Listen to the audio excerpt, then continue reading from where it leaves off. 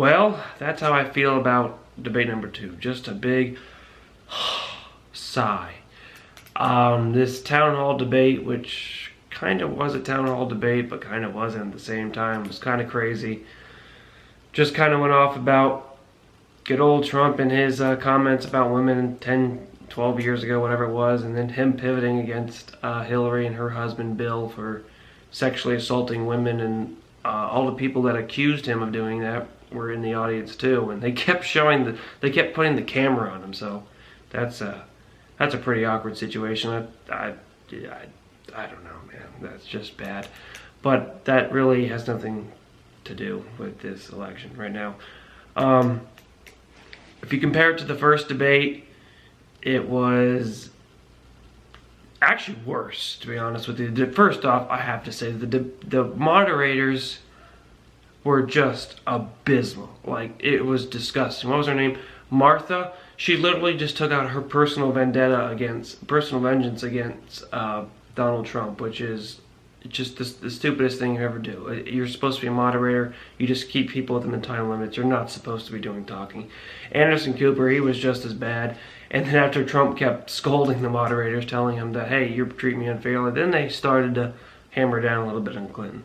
But other than that, it was bad. I mean, no new policy was brought up.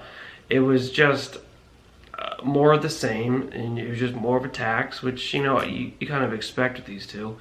All those people that were in the town hall that were supposed to be undecided voters, that's total BS. They weren't undecided voters. I mean, half of them, as soon as the debate over, they ran right to Trump to shake his hand, and the other ones ran to hug Hillary. I mean, you really undecided? Do you really think if that debate persuaded you any way, shape, or form? I got news for you. You just don't know the issues. I mean, I just don't understand how specifically anything that anybody said today could persuade you, except for healthcare, where Trump was actually really good about talking about competition and getting rid of state lines, which actually was a thing that Bill Clinton wanted back in the day. And I like how Hillary had to try to back off of his comments of that he actually doesn't hate Obamacare, which he does. So, you know, Obamacare is not working. They just need to admit it. And I like how she made, well, if we had more time, we would have done something more different. Well, that's really reassuring. But all in all, again, it's not good. I would still love to see Gary Johnson in this debate. You know, that would have made my day. Because, you know, I was a Rand Paul, like I said in my first debate video, I'm a Rand Paul supporter, so it would have been pretty cool to see a libertarian up there just kind of letting him have it. But I don't know, people. I just can't.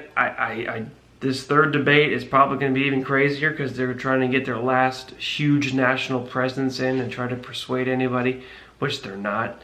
I don't think anyone really got persuaded after the first debate. No one got persuaded after tonight.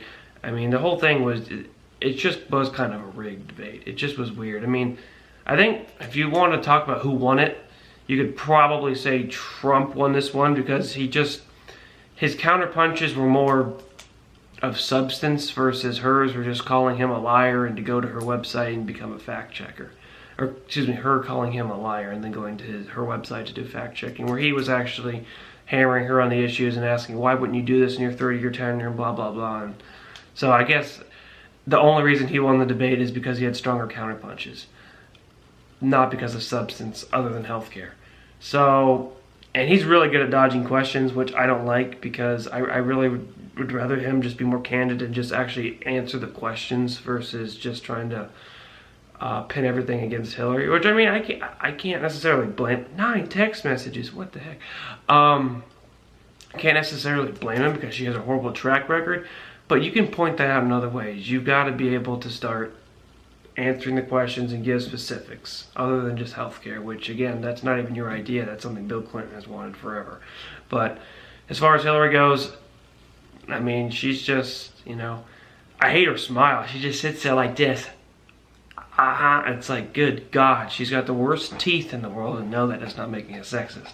But she's got, I just can't stand that smile, and she just smirks every time he insults her, and it's just like, oh my God, it's like creepy. It's like, good thing it's almost Halloween. But I don't know, man. I mean, if you're one of these people watching this video and you're really on the fence, I would love to know if you got persuaded by it. I personally can't see it. My vote's still towards Gary Johnson. I don't see myself getting swayed anyway between now and November. I don't think much. The unfavorability ratings were pretty terrible again. I think each candidate at one point was over 60% throughout the night of unfavorable.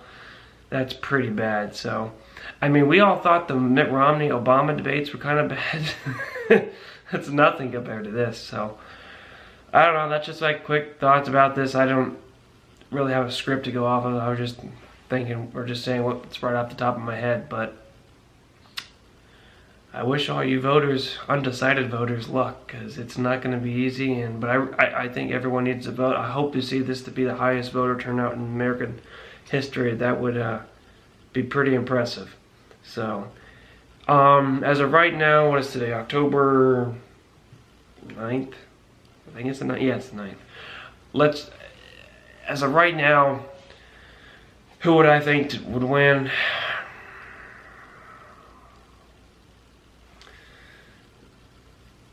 Hillary. But I actually am starting to see that kind of change a little bit. If you really think about it, I mean, he's got a lot of supporters that don't admit they're supporters, but they're just going to go up to the places and vote. Where, you know, Hillary's, most of her supporters are vocal. They're telling, oh, anti-Trump, anti-Trump, anti-Trump. Where people don't want to publicly announce to their friends or family or whatever that they're voting for Trump, but they're going to vote for Trump.